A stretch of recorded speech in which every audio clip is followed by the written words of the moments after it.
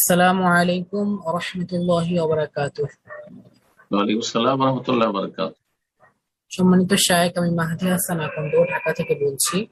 শায়েখ, আমার প্রশ্ন হচ্ছে যে আমরা সাধারণত জানি যে একটা সন্তান জন্মগ্রহণ করলে তার 7 দিনের মাথায় আকিকা করতে হয়, কিন্তু কোনো পিতামাতা যদি 7 দিনের মধ্যে আকিকা করতে না পারে, সেক্ষেত্রে সেই সন্তানটি বড় হয়ে গেলে, ধরুন যুবক হলো বা কিশোরী আছে, সেক্ষেত্রে কি তার আকিকা করা যাবে?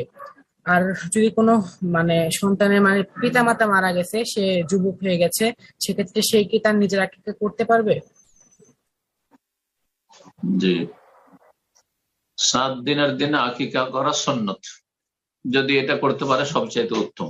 আর যদি 7 দিন পার হয়ে যায় তাহলে যে কোনো সময় আকিকা করতে পারবে, যে কোনো সময় আকিকা করতে পারবে। এই মর্মে অধিকাংশ আইম্মায়ে কেরামদের এটি মত রয়েছে। 7 দিন পরে চলবে না এইরকম ফতুয়া কোন ইমামের নেই। ইমাম শাফি, মালিক, আহমদ, আবু হানিফা কারো নেই।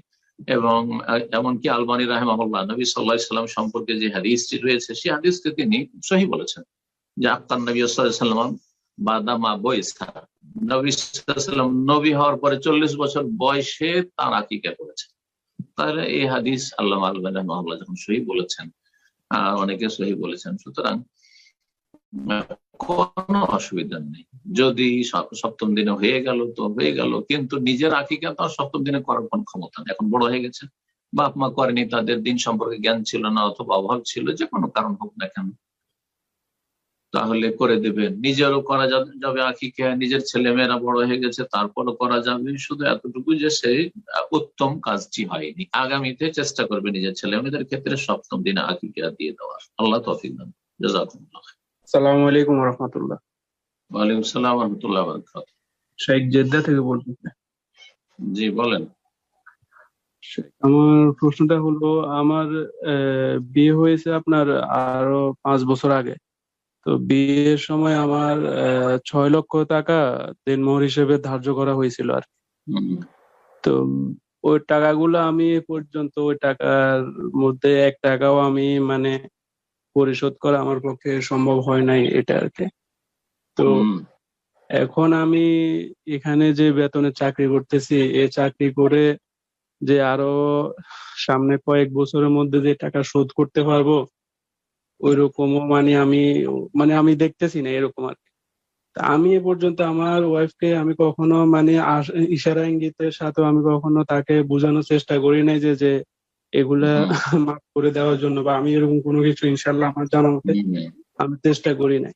কিন্তু এখন আমার কি হইতেছে, আর আপনার বক্তব্য থেকেও জানলাম যে আসলে রাসূল সাল্লাল্লাহু আলাইহি সাল্লাম এবং সাহাবীরা কখনো আসলে এভাবে বাকি রাখে নাই।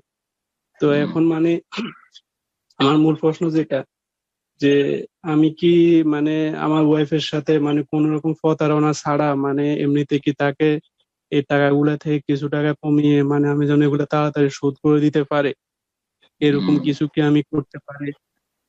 এবং জি। আমার ওয়াইফও এখন আপনি সালাফি আকীদা সে বিদেশে ক বুঝে বছর তো। আছেন? প্রবাসে ক বছর আছেন? বিদেশে বিদেশে তো এখনো 1.5 বছর হয় না, এখনো 1.5 বছর। জমি জায়গা কিনতে পারছেন? না না না শাইখ, আমার ওরকম আমার না। জমি জায়গা কিছু না, যা আছে কি আমার করছেন? আব্বার আছে, তো ওইটা তো আব্বার আব্বা বেতন মারার টাকা আগে পয়সা কি ছয়টা আমার। করছেন? বেতন টাকা পয়সা কি করছেন? বেতন টাকা পয়সা আমার অন্যান্য কিছু ঋণ আছে, আমি এখানে আসার পর সময় কিছু ঋণ হয়েছে, ওই ঋণ গুলো শোধ করতেছে, আর কিছু হুম, ফ্যামিলিতে খরচ করতেছে। আবার জি। সামনে বাড়ি ঘরেরও কিছু ইয়ে আছে, এটা আর কি। আপনার বাপ ভাইয়ের বাড়ি করার আগে মোহর দিতে হবে। প্রথম কথা, ঋণ আপনার স্ত্রী যেটা মোহর বাকি আছে সেটাও ঋণ, আর পরের কাছ থেকে যে টাকা পয়সা নেয় সেটাও ঋণ। কিন্তু পরের ঋণগুলি আগে পরিশোধ করেন, এটা পরামর্শ দেব। আর তারপরে আপনার স্ত্রীর ঋণ, ঋণ পরিশোধ একই সাথে করতে হবে, একবারেই করতে হবে আপনার 5-6 লাখ টাকা, এটাও জরুরি না। কিস্তিতে কিস্তিতে প্রতি মাসে যদি আপনি মনে করেন যে আমি 200 থেকে 500 রিয়াল আমার মহারণা পরিশোধ করার জন্য রেখে দেব, আমার যে মোহর রয়েছে আমার উপর ঋণ, সেটার জন্য আমি মাসে 200, 300, 500 রিয়াল রেখে দেবো, তাহলে দেখা যাবে গোটা বছরে আপনার বেশ একটা অঙ্ক হয়ে যাবে, মোটামুটি লাখখানেক কাছে হয়তো চলে আসবে। তো এইভাবে যদি সৎ নিয়ত থাকে এবং চেষ্টা থাকে তো সবকিছু সহজ হতে পারে। কিন্তু যারা মনে করবে যে এত টাকার ব্যবসা পার, আর আমার তো মেলা কাজ, এই তো বাপকে দিছি, তো মাকে দিছি, ভাইদের দিছি, আপনার ভাইদের দেওয়ার চাইতে অনেক গুরুত্বপূর্ণ আপনার ঋণের বোঝা কাঁধ থেকে নামানো।